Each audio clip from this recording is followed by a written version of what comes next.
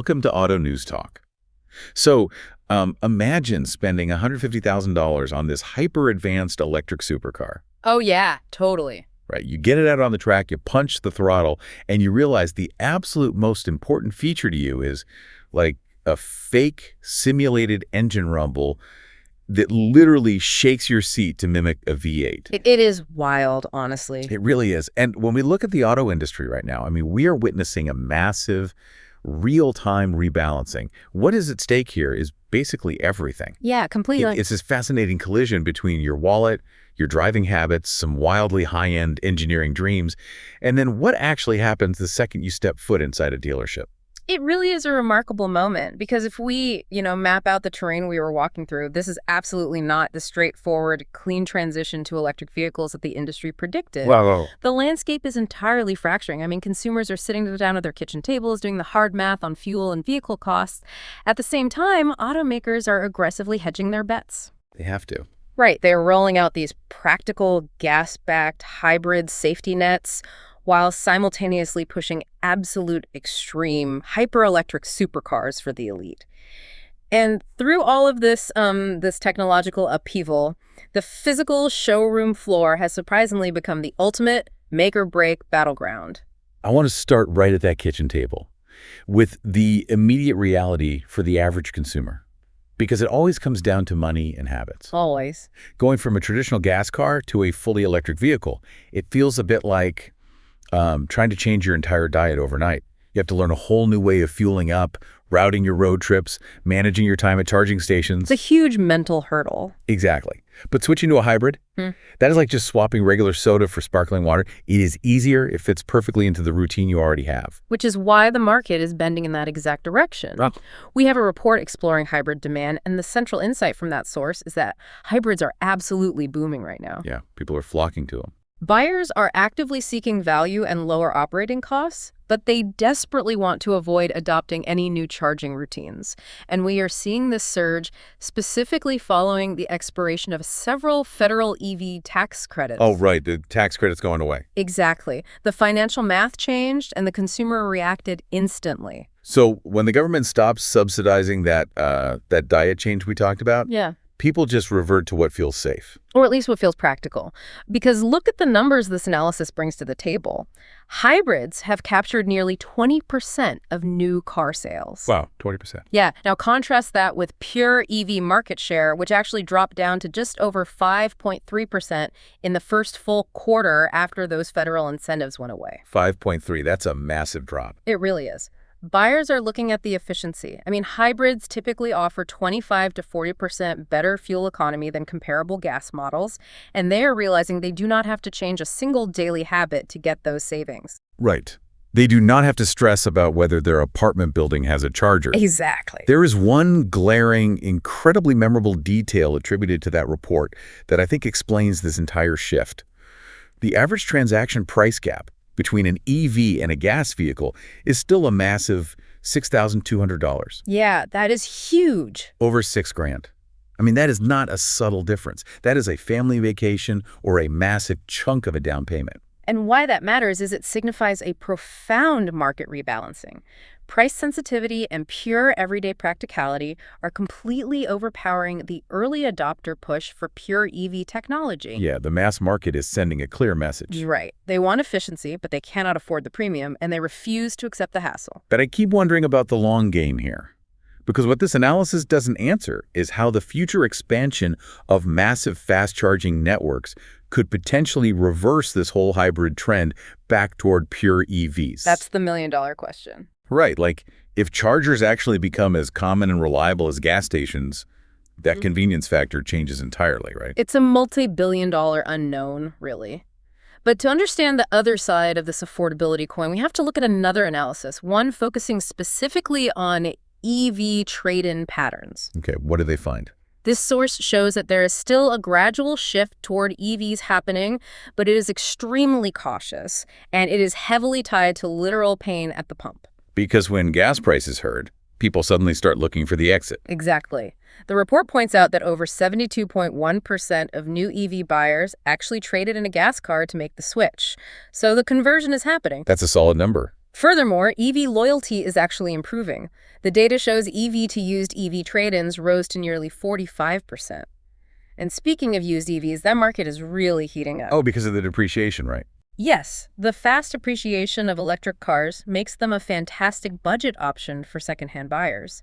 However, on the new car side, dealerships are having to heavily incentivize new EVs with low financing and cash back just to keep the supply moving.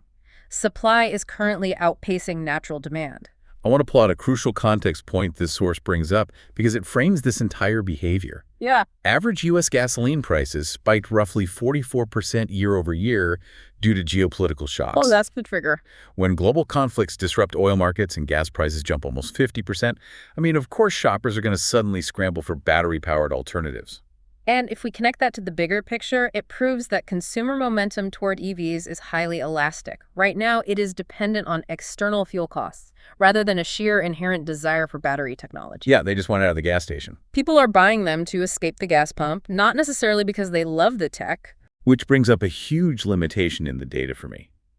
If gas prices stabilize over the long term, or even drop significantly, will this tentative momentum toward EVs just completely stall out? It's a real possibility. Are we confusing a temporary reaction to high gas prices with a permanent shift in consumer preference? That is the exact vulnerability automakers are staring down right now. And it brings us to how car manufacturers are reacting to this highly confused, price-sensitive buyer. It must be panicking a bit. Well, they are doing a massive corporate split. They are trying to cover every base. Okay, here is where I have to push back on the prevailing narrative. Because if everyone is pivoting to sensible hybrids and hunting for budget-friendly used EVs, why are automakers still constantly announcing these massive, expensive new EVs?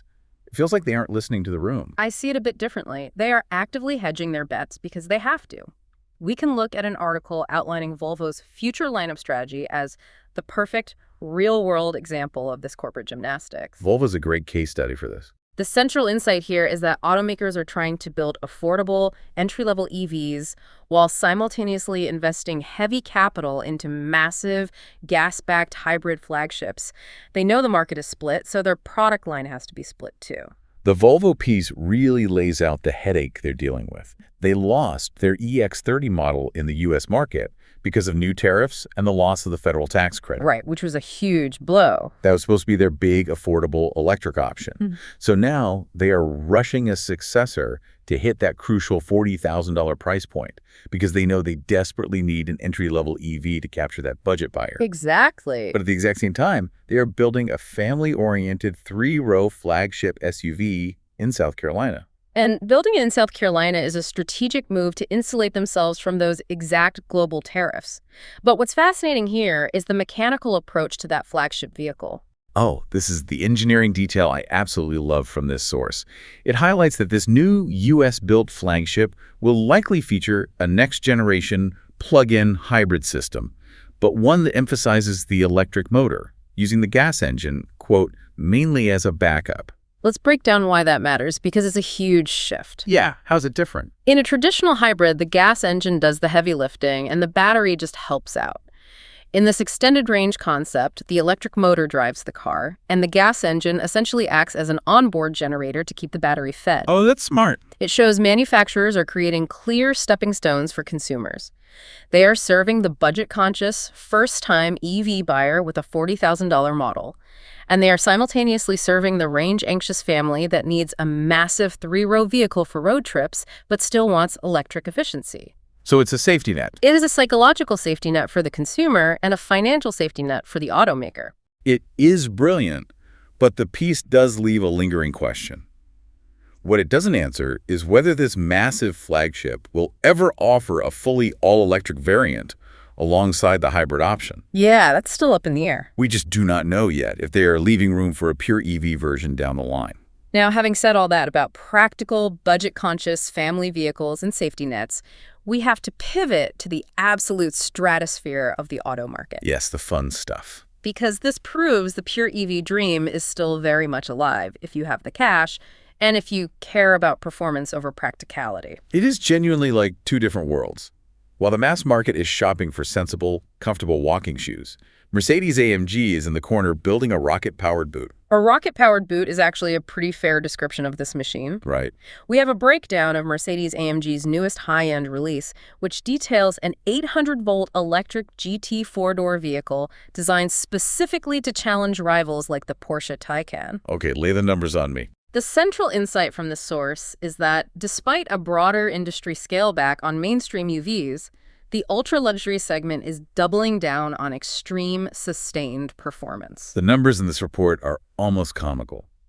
The GT63 model boasts an absurd output of over 1,153 horsepower. 1,100. And nearly 1,475 pound-feet of torque. I mean, it is a land missile. But my immediate thought is, how does a battery not just melt into that kind of stress? That is where the engineering gets incredible. It utilizes a 106 kilowatt-hour battery pack that actually serves as a structural element of the car's platform. Wait, it's part of the frame. Yeah, it is part of the chassis. And the thermal management is wild. The system circulates a specially formulated non-conductive oil directly through each of the more than 2,600 cylindrical cells. Wow. It literally bathes the batteries in fluid to keep them cool under extreme track conditions. And because of that 800-volt architecture, it can handle massive electrical pressure, allowing it to charge from 10% to 80% in just 11 minutes. Okay, people throw around 800 volt like we all have engineering degrees. What does that actually mean for the driver? Think of a garden hose. Voltage is the water pressure. By doubling the voltage from the standard 400 volts to 800, you are increasing the pressure, which means you can push electricity into the battery twice as fast without generating as much heat in the cables. That makes so much sense. That is how you get an 11-minute charge time. Okay, the engineering is amazing, but I have to share my absolute favorite detail attributed to this source, which we teased at the top of the show. Oh, the seat thing. Yes. This car features something called an AMG Force Sport Plus mode. When you activate it, it doesn't just play simulated V8 engine audio through the speakers. No, it goes way further. It literally uses seat-mounted shakers for synchronized low-frequency effects. Your seat rumbles in time with the fake engine noise and simulated gear changes. It is entirely theatrical. It's hilarious. But why this matters is that it demonstrates a completely different marketing strategy. At an estimated starting price of around $150,000, range, anxiety, and practicality completely vanish. Yeah. No one cares about grocery space in this car. Exactly. No one is buying this to save money on their commute. EVs at this tier are being sold purely on emotional, track-capable dominance. It is about status, sensory experience, and raw power. But as always, we have to temper the excitement. The limitation in this reporting is that the final US EPA range ratings and the detailed option pricing are still totally unknown. Yeah, they always hold that back. We know it will be violently fast. We know it will be eye-wateringly expensive, but the exact window sticker and how far it can go on a charge are still mysteries. Which brings us to the most grounding reality of all. Yes. We have spent this time talking about the soaring technological highs, the complex hybrid math, the 800-volt charging architectures, and the non-conductive cooling oil. But how do you actually sell a $40,000 hybrid or a $150,000 hyper EV? You have to greet the customer. It is the grand irony of the whole industry. You can spend billions engineering a car with synchronized seat shakers, but the entire sale hinges on basic, old-school human hospitality. We have a massive study based on 1.7 million shopper responses regarding dealership operations, specifically looking at lead generation. That's a huge sample size. The insight here is staggering. In-person car shopping has fiercely rebounded. The physical showroom experience is now the absolute most critical factor in a sale, vastly outpacing phone and outbound sales channels. I was shocked by how definitive the numbers are. Walk-in visits now make up 50% of all sales inquiries. Half of them. Yeah. Phone inquiries are actively losing ground, dropping down to 17%. We are seeing a hybrid buyer journey where people do all their obsessive research online, they watch the videos, they configure the car on their phone, but they demand to validate the actual purchase in person. Exactly. Dealerships must design their floors for speed and have visible, knowledgeable staff ready the second those glass doors open. And this is where the data gets ruthless. Oh, the source points to Stark Net Promoter Score, or NPS, data. For those unfamiliar, NPS is essentially a metric of how much a customer loves or hates you. It measures satisfaction and loyalty. Right. If a customer walks in and is welcomed within 1 minute, The NPS is a glowing plus 42. Which means they are highly likely to buy and recommend the dealer. Right. But if they have to wait just over 10 minutes for someone to say hello, the score crashes to -27. Ouch. And if the customer has to actively wander the floor and seek assistance themselves, it plummets to -40. -40 is basically, they hate you. Completely. Zero patience. Yeah. The modern consumer has virtually zero patience. And why it matters is that it proves all that billion-dollar EV research and development can be completely, totally undone if a dealership doesn't have a greeter standing at the front door. Exactly. You lose the sale before they even see the car. It is the ultimate bottleneck in the automotive world. However, there is a gap in this study. What it doesn't provide is brand or regional breakdowns. That's a fair point. Which leaves us to wonder, does the buyer of that $150,000 Mercedes-AMG have the exact same wait time expectations as someone shopping for a budget $25,000 used EV? You'd think the luxury buyer is even less patient. You would assume the luxury buyer demands even faster, more personalized service, but the data doesn't separate them out. We just know that, universally, waiting is a deal breaker. If we synthesize all of this, if we connect the entire journey from the engineering labs to the showroom floor, 3 massive themes clearly emerge across our sources. Let's hear them. First, the pragmatic buyer is winning. We see this heavily supported by the hybrid demand report showing a nearly 20% market share and the trade-in analysis highlighting the intense search for budget-used EVs. The consumer is forcing the market to be practical. The spreadsheets are beating the hype. Second, automakers are splintering their strategies. They are no longer placing all their chips on one powertrain. This is directly supported by the article on Volvo's strategy of building both affordable entry-level EVs and massive gas-backed hybrid flagships at the same time. They're playing both sides. And third, the physical retail experience is king.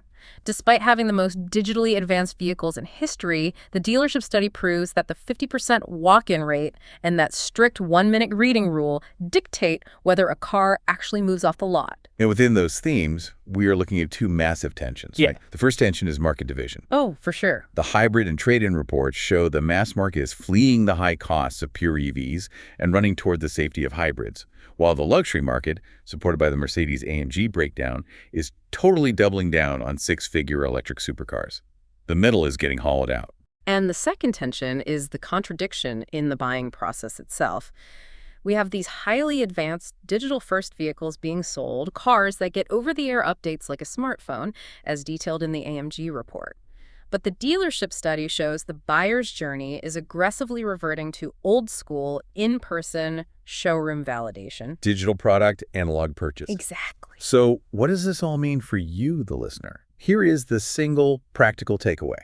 Whether you are shopping for maximum fuel efficiency, a sensible family hybrid, or an 1,100 horsepower status symbol that shakes your seat, the entire automotive market is currently bending backward to accommodate your budget, your charging hesitations, and your demand for instant customer service. It really is a buyer's market in terms of influence. The market has realized it cannot force a technological transition faster than the consumer is willing to adapt or pay for. Well, we want to thank you so much for tuning into this segment of Auto News Talk. It is a wild time in the industry, and we love navigating it with you. But before we go, I want to leave you with one final thought to mull over. Yeah. What do you have? We have established that hybrid sales are the perfect middle ground right now, a safe bet. But what happens to this entire carefully balanced industry when those massive multi-million-dollar public fast charging networks finally finish construction? When charging actually becomes as ubiquitous and reliable as buying a cup of coffee, will the hybrid safety net suddenly feel entirely obsolete overnight? That is the question keeping automotive executives awake at night. And as for your next step, we have a fun one. Next time you walk onto a dealership lot, start a stopwatch on your phone. See if they beat that 1-minute greeting mark. Because if they don't, the data says you are probably walking away. Thanks for listening, and we will see you next time on Auto News Talk.